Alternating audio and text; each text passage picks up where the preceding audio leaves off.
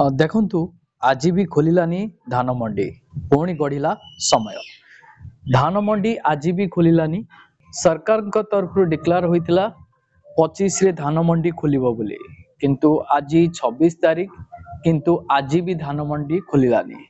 ତ ଏହାକୁ ନେଇ ସରକାରଙ୍କ ତରଫରୁ କଣ ରହିଛି ବଡ ଅପଡେଟ, ତ ମୁଁ ଆପଣମାନଙ୍କୁ ଏଇ ଭିଡିଓ ମାଧ୍ୟମରେ ଷ୍ଟେପ ବାଇ ଷ୍ଟେପ ଜଣାଇବି। ତା ସହିତ କେଉଁ କେଉଁ ଜିଲ୍ଲାରେ ଆପଣମାନଙ୍କର ଧାନ ମଣ୍ଡି ଖୋଲିବ, ଟୋକନ ଆପଣମାନଙ୍କୁ କେବେ ମିଳିବ, ଏହାର ଡିଟେଲ୍ସ ତଥ୍ୟ ମୁଁ ଏହି ଭିଡିଓ ମାଧ୍ୟମରେ ଆପଣମାନଙ୍କୁ ଗୋଟି ଗୋଟି କରି ଜଣାଇବି। ତ ସେଥିପାଇଁ ଆପଣମାନେ ଭିଡିଓଟିକୁ ବିନା ସ୍କିପରେ ଶେଷ ପର୍ଯ୍ୟନ୍ତ ଦେଖନ୍ତୁ, ଯାହା ଫଳରେ ଆପଣ ଜାଣିପାରିବେ, ବୁଝିପାରିବେ। ଭିଡିଓଟିକୁ ଆରମ୍ଭ କରିବା ପୂର୍ବରୁ ଆପଣ ସମସ୍ତଙ୍କୁ କହି ରଖିବି, ଚ୍ୟାନେଲରେ ଯଦି ନୂଆ କରି ଆପଣ ଭିଡିଓଟି ଦେଖୁଥାନ୍ତି ତାହେଲେ ଭିଡିଓକୁ ଲାଇକ୍ କରି ଚ୍ୟାନେଲକୁ ସବସ୍କ୍ରାଇବ କରି ପାଖରେ ଥିବା ଘଣ୍ଟି ଚିହ୍ନକୁ ଦବାଇ ଦିଅନ୍ତୁ। ଦେଖନ୍ତୁ, ଏହା ମଧ୍ୟ ପେପରରେ ମେନସନ ରହିଛି, ବିଳମ୍ବରେ ହେଉ ପଛେ 25 ତାରିଖରେ ମଣ୍ଡି ଖୋଲିବ ବୋଲି ସମବାୟ ମନ୍ତ୍ରୀ କହିବା ପରେ ଚାଷୀ ଆଶ୍ୱସ୍ତି ହୋଇଥିଲେ। ଦେଖନ୍ତୁ, 25 ତାରିଖରେ ଧାନ ମଣ୍ଡି ଖୋଲିବା ନେଇ ଚାଷୀ ଭାଇ ମାନେ ଆଶ୍ୱସ୍ତି ପ୍ରକାଶ କରିଥିଲେ, ଖୁସି ମଧ୍ୟ ହୋଇଥିଲେ। ଲେଟ୍ ହଉ ପଛେ ଯାହା ହଉ 25 ତାରିଖରେ ଧାନ ମଣ୍ଡି ଖୋଲିବ। ଅମଳ ଧାନ ଆଣି ବିକିବାକୁ ମାର୍କେଟ ୱାର୍ଡରେ ଗଦା କରିଥିଲେ, କିନ୍ତୁ ବିଡମ୍ବନାର ବିଷୟ ଦିନ ତମାମ ଅପେକ୍ଷା କଲେ ବି ସନ୍ଧ୍ୟା ସୁଦ୍ଧା ରାଜ୍ୟରେ କୌଣସି ସ୍ଥାନରେ ମଣ୍ଡି ଖୋଲିଲାନି। ତ ବହୁତ ବଡ଼ ଦୁଃଖଦ ଖବର ମଧ୍ୟ ରହିଛି ଚାଷୀ ଭାଇମାନଙ୍କ ପାଇଁ। 25 ତାରିଖରେ ଘୋଷଣା ହୋଇଥିଲା ଧାନ ମଣ୍ଡି ଖୋଲିବ ବୋଲି, କିନ୍ତୁ 25 ପରେ ଆଜି 26 ହେଲାଣି, 26ରେ ବି ଧାନ ମଣ୍ଡି ଖୋଲିଲାନି। ବଡ଼ ଦୁଃଖ ପ୍ରକାଶ କରୁଛନ୍ତି ଚାଷୀ ଭାଇମାନେ ଯେ କୌଣସି ଜାଗାରେ 26 ତାରିଖ ହେଲେ ବି କୌଣସି ଜାଗାରେ ଆପଣମାନଙ୍କର ଧାନ ମଣ୍ଡି ଖୋଲିଲାନି। ତ ଆସନ୍ତୁ ଆଉ କଣ ମେନସନ ରହିଛି ଦେଖିବା। ଆହୁରି ମଧ୍ୟ ମେନସନ ରହିଛି ଆଜି ମଣ୍ଡି ଖୋଲିବ ବୋଲି ମନ୍ତ୍ରୀ କହିଥିଲେ, କିନ୍ତୁ ବିଡମ୍ବନାର ବିଷୟ ଆଜି କୋଉଠି ମଣ୍ଡି ଖୋଲିଲା ତାହା ଜଣା ପଡ଼ିଲାନି, ଯାହାକୁ ନେଇ ଅସନ୍ତୋଷ ପ୍ରକାଶ କରିଛନ୍ତି ଚାଷୀ। ଅନ୍ୟପଟେ ମଣ୍ଡି ଖୋଲିବା ବିଳମ୍ବକୁ ନେଇ ସରକାରଙ୍କୁ ଘେରିଛନ୍ତି ବିରୋଧୀ। ଜବାବରେ ବିଜେପି କହିଛି ଚାଷୀଙ୍କ ସହ ଅଛନ୍ତି ମୋହନ ସରକାର। ଆପଣମାନେ ଭଲ ଭାବରେ ଜାଣିଥିବେ 20 ତାରିଖରେ ସରକାରଙ୍କ ତରଫରୁ ଘୋଷଣା କରାଯାଇଥିଲା ଯେ ମଣ୍ଡି ଆପଣମାନଙ୍କର 25 ତାରିଖରେ ଖୋଲିବ ବୋଲି, କିନ୍ତୁ 25 ତାରିଖ ବିତିଗଲା, ଆଜି ଆପଣମାନଙ୍କର 26 ତାରିଖ। 26 ତାରିଖରେ ବି ଧାନ ମଣ୍ଡି ଖୋଲିଲାନି, କୋଉଠି ବି ଧାନ ମଣ୍ଡି ଖୋଲି ନାହିଁ। ବିରୋଧୀ ମଧ୍ୟ ଡେରିରେ କାହିଁକି ଧାନ ମଣ୍ଡି ଖୋଲାଗଲା ତାହାକୁ ନେଇ ମଧ୍ୟ ବିରୋଧୀ ମଧ୍ୟ ଘେରିଛନ୍ତି ସରକାରକୁ। ସରକାର ଏହାର ପ୍ରତିକ୍ରିୟାରେ କହିଛନ୍ତି ଯେ ଚାଷୀଙ୍କ ସହିତ ଅଛି ମୋହନ ସରକାର, ଏହା ମଧ୍ୟ ରାଜ୍ୟ ସରକାର ଜଣାଇଛନ୍ତି।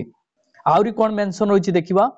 ବିଳମ୍ବରେ ହେଉ ପଛେ 25 ତାରିଖରେ ମଣ୍ଡି ଖୋଲିବ ବୋଲି ସମବାୟ ମନ୍ତ୍ରୀ କହିବା ପରେ ଚାଷୀ ଆଶ୍ୱସ୍ତି ହୋଇଥିଲେ। ଅମଳ ଧାନ ଆଣି ବିକିବାକୁ ମାର୍କେଟ ୱାର୍ଡରେ ଗଦା କରିଥିଲେ, କିନ୍ତୁ ବିଡମ୍ବନାର ବିଷୟ ଦିନ ତମାମ ଅପେକ୍ଷା କଲେ ବି ସନ୍ଧ୍ୟା ସୁଦ୍ଧା ରାଜ୍ୟର କୌଣସି ସ୍ଥାନରେ ମଣ୍ଡି ଖୋଲିନି। ଓଡ଼ିଶାର ଭାତହାଣ୍ଡି କୁହାଯାଉଥିବା ବରଗଡ଼ରେ 28ରେ ଖୋଲିବାକୁ ଜିଲ୍ଲା ପ୍ରଶାସନ ପ୍ରସ୍ତୁତି କରୁଛି। ତ ଆପଣ ଜାଣିଥିବେ ସର୍ବେ ପ୍ରଥମେ ଆପଣମାନଙ୍କର 25 ତାରିଖରେ ବରଗଡ଼ରେ ଆପଣମାନଙ୍କର ଧାନ ମଣ୍ଡି ଖୋଲିବାର ଥିଲା, କିନ୍ତୁ ବରଗଡ଼ରେ ଏଇ 25 ତାରିଖକୁ କ୍ୟାନସଲ କରାଯାଇ 28ରେ ଧାନ ମଣ୍ଡି ଖୋଲିବ ବରଗଡ଼ ଜିଲ୍ଲାର। ତ ଆପଣମାନେ ଜାଣି ରଖନ୍ତୁ ଯେ 28 ତାରିଖରେ ବରଗଡ଼ ଜିଲ୍ଲାରେ ଆପଣମାନଙ୍କର ଧାନ ମଣ୍ଡି ଖୋଲିବ। ତା ସହିତ ଆହୁରି ମଧ୍ୟ ମେନସନ ରହିଛି ସେହିପରି ସମ୍ବଲପୁରରେ ନଭେମ୍ବର 28 ତାରିଖ, ଝାରସୁଗୁଡ଼ା ଓ ସୋନପୁରରେ ଡିସେମ୍ବର 9 ତାରିଖ, ବଲାଙ୍ଗୀରରେ ଡିସେମ୍ବର 5 ତାରିଖ, କୋରାପୁଟରେ ଡିସେମ୍ବର 11 ତାରିଖରେ ଖୋଲିବ ମଣ୍ଡି। ତ ଆପଣମାନେ ଜାଣି ରଖନ୍ତୁ ଯେ ସମ୍ବଲପୁରରେ ଆପଣମାନଙ୍କର ନଭେମ୍ବର 28, ଝାରସୁଗୁଡ଼ାରେ ଆପଣମାନଙ୍କର ଡିସେମ୍ବର 9, ସୋନପୁରରେ ଡିସେମ୍ବର 9, ବଲାଙ୍ଗୀରରେ ଆପଣମାନଙ୍କର ଡିସେମ୍ବର 5, କୋରାପୁଟରେ ଡିସେମ୍ବର 11 ତାରିଖରେ ଧାନ ମଣ୍ଡି ଖୋଲିବ। ବଡ଼ କଥା ହେଉଛି ଅଧିକାଂଶ ଜିଲ୍ଲାରେ କେବେ ମଣ୍ଡି ଖୋଲିବ ତାହା ସ୍ଥିର ହୋଇନାହିଁ। ମଣ୍ଡି ଖୋଲିଲା ବିଳମ୍ବକୁ ନେଇ ତେଜିଛି ରାଜନୀତି। ବହୁତ ଲେଟରେ ମଧ୍ୟ ରାଜ୍ୟ ସରକାର ନିଷ୍ପତ୍ତି ନେଲେ ଯେ ଧାନ ମଣ୍ଡି ଖୋଲିବା ପାଇଁ, ତାହା ପୁଣି ବିଳମ୍ବ ହେଉଛି। ତା ସହିତ ଦେଖନ୍ତୁ ସରକାରଙ୍କୁ ଘେରିଛନ୍ତି ବିରୋଧୀ। ବିରୋଧୀ ଦଳ ଛାଡ଼ିବା ଲୋକ ନୁହଁ, कहीं ना जे आगामी दिन में से केमिति सरकार गठन करिवे तो विरोधी दलकर गोटे काम जे आपण मानक पई से लड़ाई करूना आपण माने भल भाव जानी रखंतु जे वर्तमान आमर भारत कहतु कि उड़ीसा कहतु जेकोसी राज्य मानकरे राजनीतिक स्वार्थ चली लोक मानकर स्वार्थ एठी देखुना कौन सरकार लोक मानकर मंगल पाई कौन योजना कार्यकारी होना कारण एठी वर्तमान सबुठु गुरुत्वपूर्ण कथा होची राजनीतिक स्वार्थ उद्देश्य रे राजनीतिक दल गुड़िक परिचालित होउछंती से आपण मानकर विरोधी दल कहतु कि आपण मानकर जे शासक दल कहतु ओडिया रे गुटे ढग नाही सबु राजनीतिक दल गोटे नाउर मंजी बहुत चाषी भाई माने कमेंट्स करते फोर्ट ओडिशा पोर्टल खोली पारुना तो मु आपण मानकु सहज पद्धति कहूँ से सहज पद्धति को अनुसरण करी आपण जानिबा को पाइबे जे आपण मानकर टोकन जनरेट होइछि कि नाही। सर्वप्रथमे आपण मानकर जेकोसी गुटे मोबाइल ब्राउजर को जानतु आपण को मोबाइल रे गूगल क्रोम अछि आपण ए गूगल क्रोम ऑप्शन पर क्लिक करंतु जतबे आपण गूगल क्रोम ऑप्शन पे क्लिक करिवे सर्च बार रे आपण लिखिबे फोर्ट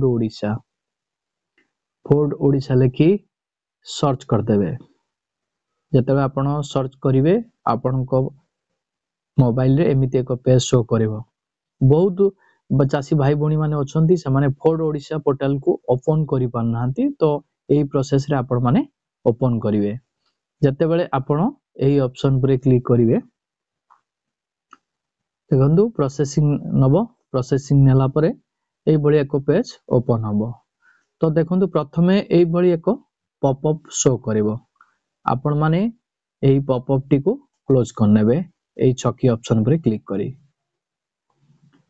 देखो एई पेज रे तापरे आपण पहुंचला परे एटी देखो आपण मानकर ऑनलाइन सर्विस एही ऑनलाइन सर्विस ऑप्शन पर आपण क्लिक करिवे जतबे आपण ऑनलाइन सर्विस ऑप्शन पर क्लिक करिवे तीनोटी ऑप्शन आपण मानको शो करिवे गोटे हला सिटीजन सर्विस आपण मानकर तापरे आपण मानकर ट्रांसपेरेंसी पोर्टल तापरे आपण मानकर पब्लिक डैशबोर्ड आपण कोन करिवे ट्रांसपेरेंसी पोर्टल ऑप्शन पर क्लिक करिवे एही ऑप्शन पर आपण क्लिक कर देबे जतबे आपण एही ऑप्शन पर क्लिक कर देबे प्रोसेसिंग होई एही बळे एक पेज आपण मानको शो करिवो तापरे देखंतु एठी आपण मानकर रहिची देखंतु एठी आपण मानकर तीनोटी टेबल रहिची एही तीनोटी टेबल मध्यमरु आपण माने प्रोक्यूरमेंट टेबल टी को आसीबे किंतु आसिला परे देखंतु एठी आपण मानकर रहिची farmer registration status report verified farmer registration report